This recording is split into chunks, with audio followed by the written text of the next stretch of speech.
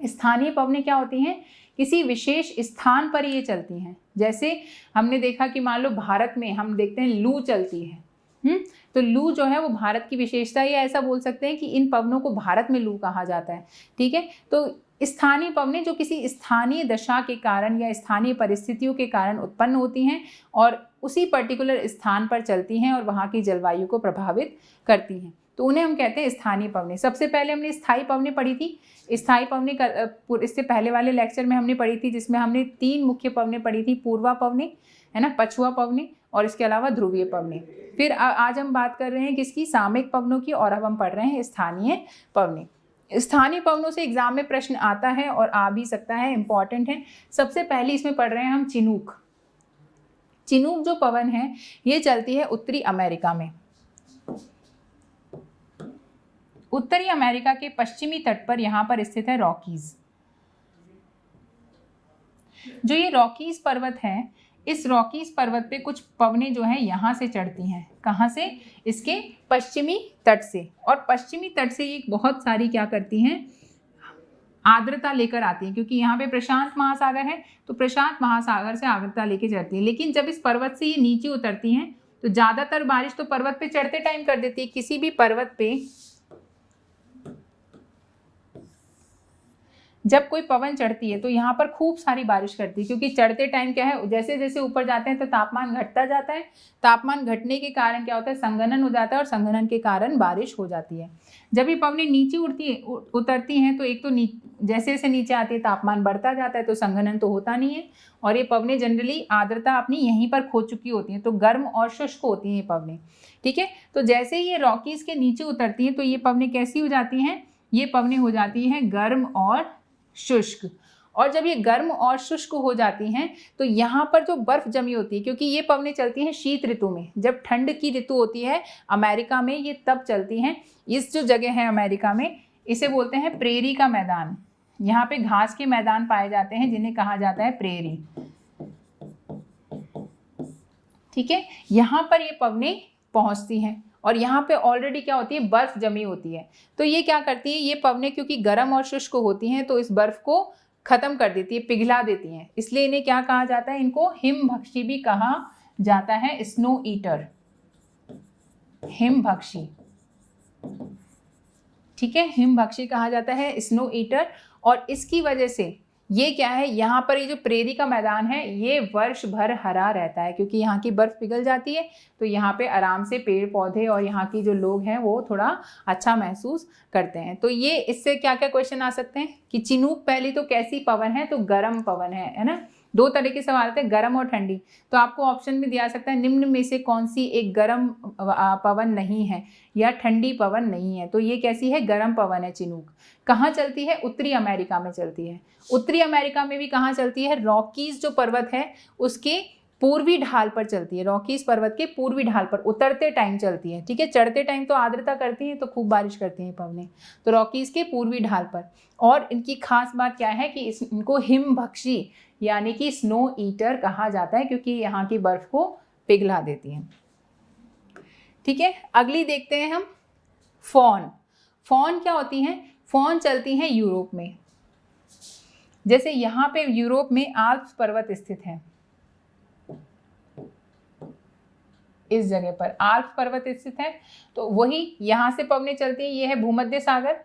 भूमध्य सागर से आर्द्रता ग्रहण करके आती हैं और आल्प्स के दक्षिणी भाग पे क्या करती है? खूब सारी बारिश करती हैं। इस प्रकार से आल्प्स हैं और ये पवनें आती हैं, आल्प्स पे चढ़ती हैं, खूब सारी बारिश करती हैं। लेकिन जब ये उतरती हैं तो वही गर्म और शुष्क हो जाती हैं। तो ये पवनें कैसी हैं? आपको याद रखना है, गर्म और शुष्क पवनें हैं ये। ठीक है, और जब ये आल्प्स से नीचे उतरती हैं तो ये क्या करती हैं? यूरोप के जलवायु को थोड़ा सा गर्म कर देती हैं, जो कि बहुत ठंडी होती है। जनरली जैसे चिनूक तो सर्दी की ऋतु में चलती है, ये पवनें बसंत और पतझड़ की ऋतु में चलती है, यानी मार्च सितंबर के आसपास चलती हैं। और इसका मुख्य प्रभाव पड़ता है स्विट्जरलैंड पर। आल्प्स पर्वत देखोगे तो स्विट्जरलैंड के पास स्थित है, तो जनरली सबसे ज़्यादा ये किसको प्रभावित करती हैं?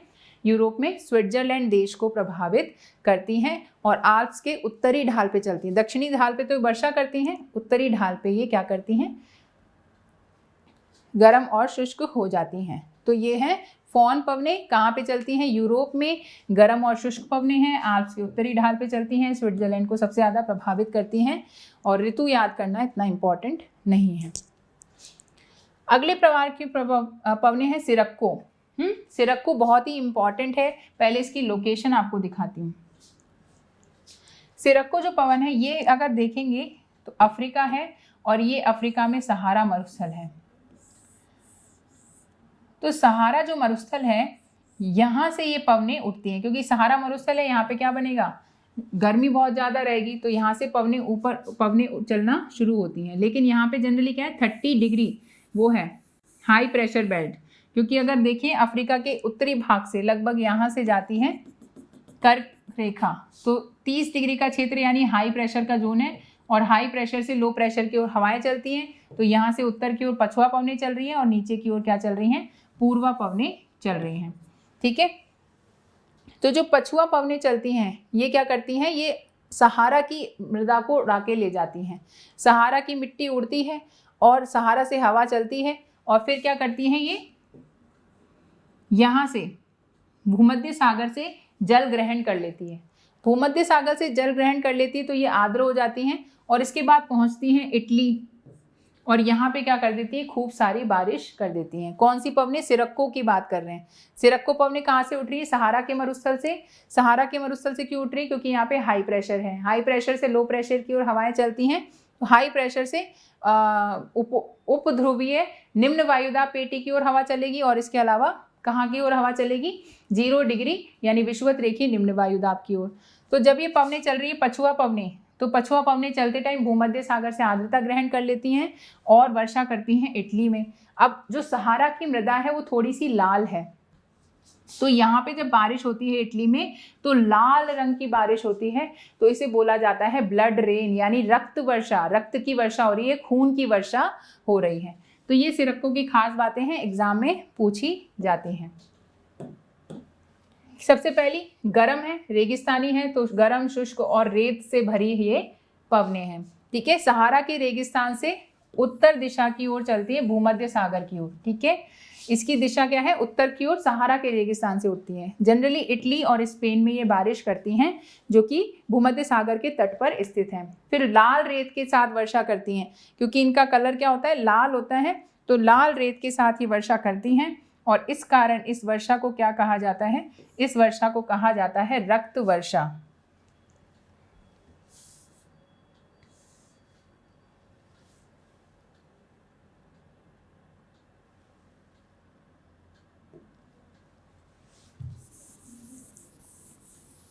ठीक है, इसे क्या कहते हैं?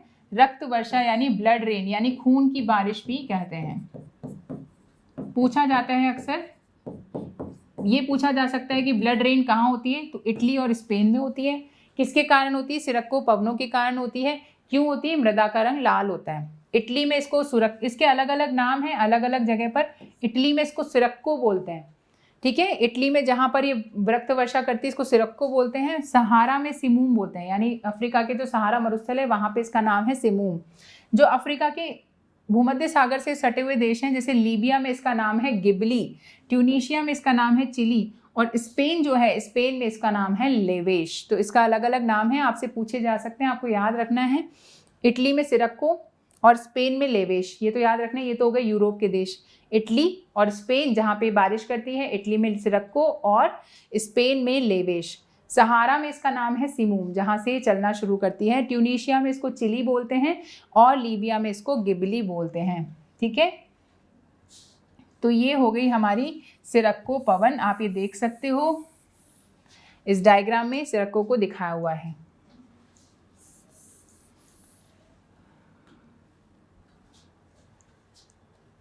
सिमूम जो पवन है, इसके अलावा जो है अरब रेगिस्तान में भी इसको बोला जाता है, और जो है इसका दूसरा नाम खमसिन भी है। और गर्म और शुष्क क्या है? ये पवनें हैं। तो इसी प्रकार की ये पवनें यहाँ पे अरब में चल रही हैं, और इनको भी सिमूम बोला जाता है। खमसिन भी इसका नाम है। इनके अलग अलग नाम है, पवन लगभग ये एक ही है। ठीक है, तो आपको याद रखना है सिमूम। सिमूम एक तो सहारा मरुस्थल में भी चल रही है, और ये अरब रेगिस्तान में भी सिमूम पवन चल रही है। इसके बाद है हरमट्टान। हरमट्टान भी इंपॉर्टेंट है, एग्जाम में पूछी जाती है। देखो अफ्रीका के सहारा रेगिस्तान में यहाँ पे चलेगी, देखो हरमट्टान वही सहारा में है। सहारा के दक्षिण में क्या होगा, 30 डिग्री से 0 डिग्री की ओर हवाएं चल रही हैं, जिसे हम क्या कहते हैं, पूर्वा पवने यानी व्यापारिक पवने। तो ये इनकी दिशा होगी पूर्व से पश्चिम की ओर, तो यहाँ पे ये पवने चलती हैं इस प्रकार से। अब ये भी क्या करती है, सहारा से आती है तो गर्म और शुष्क होती हैं, गर्म और शुष्क होती हैं, और जैसे ही ये पवने इन तटीय क्षेत्रों में पहुंचती हैं। अब ये तटीय क्षेत्र कौन से, भूमध्य सागर के क्षेत्र, डोल ड्रम वाले। डोल ड्रम में क्या होता है, हमें पता है कि रोज वर्षा होती है, रोज वर्षा होती है और इतनी गर्मी पड़ती है डोल ड्रम में, क्योंकि 0 डिग्री विषुवत रेखीय क्षेत्र है। तो इतनी गर्मी, इतनी वर्षा से आप सोच सकते होंगे कितना चिपचिपा मौसम रहता होगा, कि एकदम भयंकर चिपचिप, या जिसे हम बोलते हैं आर्द्रता, नमी बनी रहती है हवाओं में। इसके कारण जैसे ही ये गर्म और शुष्क हवाएं यहाँ पर पहुँचती हैं, तो यहाँ की जो चिपचिपाहट है, यहाँ की जो आर्द्रता है, वो थोड़ी सी कम हो जाती है। तो इससे लोगों को थोड़ी राहत मिलती है, और इसलिए इन्हें डॉक्टर विंड, डॉक्टर हवा भी कहा जाता है। डॉक्टर विंड कहते हैं गिनी के तट पर, ये जो है ये गिनी का तट है और ये 0 डिग्री पर स्थित है, डोलड्रम का क्षेत्र है। और यहाँ पे जब ये गर्म और शुष्क हवाएं पहुँचती हैं तो आर्द्रता को कम कर देती है, इसलिए इन्हें डॉक्टर विंड कहा जाता है। तो इसको भी आपको याद रखना है, क्या है, अफ्रीका के सहारा रेगिस्तान के पूर्वी भाग में उत्पन्न होती हैं, उत्तर पूर्व तथा पूर्व दिशा से पश्चिम दिशा की ओर चलती हैं, गर्म और शुष्क हैं, और गिनी तट पे इनको क्या कहा जाता है, डॉक्टर विंड कहा जाता है। तो सहारा रेगिस्तान से 2 पवनें उठी। सिरक्को तो ब्लड रेन करती है, रक्त वर्षा, इटली और स्पेन में इसको लेविश कहा जाता है। और हरमट्टान जो है इसको डॉक्टर विंड कहते हैं, गिनी के तट पे। ये कहाँ चलती है, भूमध्य रेखा की ओर चलती है। अगली जो है वो है ब्रिक फील्डर। ब्रिक फील्डर पवन जो है वो ऑस्ट्रेलिया में चलती है, और ये भी गर्म और शुष्क पवन है। इससे ज़्यादा आपको याद रखने की जरूरत नहीं है, सिर्फ इतना पता होना चाहिए कि ब्रिक फील्डर पवन कहाँ चलती है। तो ऑस्ट्रेलिया के विक्टोरिया प्रांत में चलती है। ऑस्ट्रेलिया भी याद रखेंगे तो सफिशिएंट है। आपके एग्जाम में जो प्रश्न आएगा वो या तो आएगा कौन सी पवन गर्म है या ठंडी है, या कौन सी पवन जो है वो कहाँ पे चलती है। कुछ पवनों के जो स्पेशल टैग्स हैं, जैसे ब्लड रेन हो गया, या डॉक्टर विंड हो गया, या हिमभक्षी हो गया, स्नो ईटर, तो ये पूछे जा सकते हैं। तो ब्रिक फील्डर कहाँ चलती है, ऑस्ट्रेलिया में चलती है। इसके अलावा मिस्ट्रल भी इंपॉर्टेंट है, एग्जाम में पूछी जाती है। ये ठंडी पवन है ना, कैसी है, ठंडी है, शुष्क है ये भी, और तेज गति से चलती है। ये कहाँ चलती है, ये आप देख सकते हैं, मिस्ट्रल पवन स्पेन और फ्रांस में चलती है, और ये भूमध्य सागर के उत्तर पश्चिमी भाग में चलती है। और ये क्या करती है, खूब ज़्यादा ठंड बढ़ा देती है इस क्षेत्र में, कई बार बर्फबारी भी इसमें होती है। ठीक है, तो ये मिस्ट्रल है, ठंडी पवन है, और कहाँ चलती है, यूरोप में चलती है, फ्रांस और स्पेन में। अगली है बोरा जो पवन है ये भी शुष्क और ठंडी पवन है, और ये कई बार तेज बारिश भी करती है। ये कहाँ चलती है, ये एड्रियाटिक सागर के पूर्व में चलती है, इधर चलती है बोरा। ठीक है, और ये उत्तरी इटली में बारिश या जो है बर्फबारी दोनों करती हैं। ठीक है, बोरा पवने, तो ये कहाँ पे चलती है, ये भी यूरोप में चलती हैं, उत्तरी इटली में चलती हैं, ठंडी पवने हैं। अगली है ब्लिजार्ड जो है इनको झंझावात भी कहते हैं, और बेसिकली ये उत्तरी गोलार्ध के आर्कटिक क्षेत्र में चलती हैं, जैसे यूएसए, कनाडा, रशिया का साइबेरिया क्षेत्र, इन तीनों क्षेत्रों में चलती हैं। और यूएसए में इनको नॉर्दर्न कहा जाता है, या नॉर्थ ईस्टर ब्लिजार्ड कहा जाता है। नॉर्थ ईस्टर मैंने आपको बताया था कि जो ध्रुवीय पवनें होती हैं उनको उत्तरी गोलार्ध में क्या कहा जाता है, नॉर्थ ईस्टर कहा जाता है। तो वही नॉर्थ ईस्टर ब्लिजार्ड कहते हैं यूएसए में, और इसके अलावा साइबेरिया में इनको कहा जाता है बुरान या कारा बुरान। ठीक है, साइबेरिया क्षेत्र में है ये ब्लिजार्ड पवनें। ठीक है, लास्ट है लू तो आप सभी को पता है कि उत्तरी भारत में चलती है। उत्तरी भारत और पाकिस्तान में बहुत ही गर्म और शुष्क पवन है। इसके बारे में जो चीज़ आपको नहीं याद होगी, हो सकता है, और आपको याद रखनी है, वो है इसकी दिशा, कि लू जो है वो पश्चिम से पूर्व की ओर चलती है। इसकी दिशा जो है वो इस तरीके से रहती है। ठीक है, पश्चिम से पूर्व की ओर, थोड़ा नीचे चलेगी, यहाँ पे चलती है लू। इसके अलावा और भी बहुत सारी पवनें हैं, कुछ पवनों के ये अलग अलग नाम हैं। जैसे हम देख सकते हैं कि अफ्रीका के दक्षिण में बर्ग नाम की पवन चलती है। ठीक है, अर्जेंटीना में पैम्पेरो नाम की पवन चलती है। ठीक है, तो ये भी याद रखेंगे, इंपॉर्टेंट है। पैम्पेरो भी कहाँ चलती है, दक्षिण अमेरिका में चलती है, अर्जेंटीना के पास। ठीक है, नॉर्टे चलती है इधर उत्तरी अमेरिका में। ठीक, इसके अलावा चिनूक हमने देख ही लिया। चिनूक को क्या बोलते हैं? स्नो ईटर यानी हिमभक्षी बोलते हैं, क्योंकि ये गर्म और शुष्क पवन है और बर्फ खा जाती है। ठीक। हरमट्टान है, हरमट्टान को क्या बोलते हैं? डॉक्टर विंड बोलते हैं, डॉक्टर पवने बोलते हैं। सहारा के मरुस्थल में चलती है गिनी तट की ओर, और गिनी तट पे जो है मौसम को थोड़ा ठीक कर देती है। सिरक्को पवन, सिरक्को पवन जब इटली में क्या करती है? ब्लड रेन करती है। सहारा के मरुस्थल से इटली और स्पेन की ओर चलती है। इधर आ गया लेवेश या लेवेंट, वही स्पेन में इसको बोला जाता है। मिस्ट्रल चलती है इधर, मिस्ट्रल ठंडी पवन है, बोरा ठंडी पवन है। इसके अलावा आपको याद रखनी है, फॉन अपन ने देख ली थी, क्या आल्प्स के उत्तरी ढालों पे चलती है, और आल्प्स के उत्तरी ढालों पे जब फॉन चलती है तो ये गर्म और शुष्क पवने हैं। ठीक है। खमसिन और ये हबूब, ये लगभग सिरक्को जैसी पवने हैं। ब्रिक फील्डर ऑस्ट्रेलिया में चलती हैं। ठीक है। बुरान और कारा बुरान ब्लिजार्ड पवने हैं, जो कि साइबेरिया के आसपास रशिया में चलती हैं। इधर नॉर ईस्टर ब्लिजार्ड, ठीक है, इसके कहाँ पे चलती है? उत्तरी अमेरिका में चलती हैं। तो ये कुछ इंपॉर्टेंट पवने हैं। आपके अगर मैचिंग वाला प्रश्न आता है कि सूची 1 और सूची 2 का मिलान करिए, तो उसमें एक जगह आपको दे देंगे पवनों का नाम, दूसरी जगह उनकी अवस्थिति।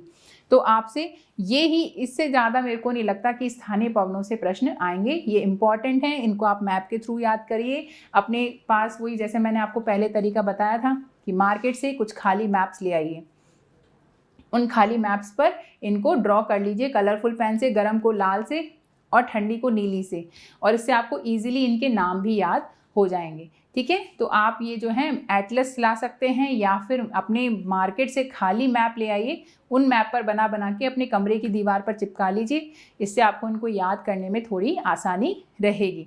तो उम्मीद करती हूँ ये पवनें भी आपको आ गई होंगी।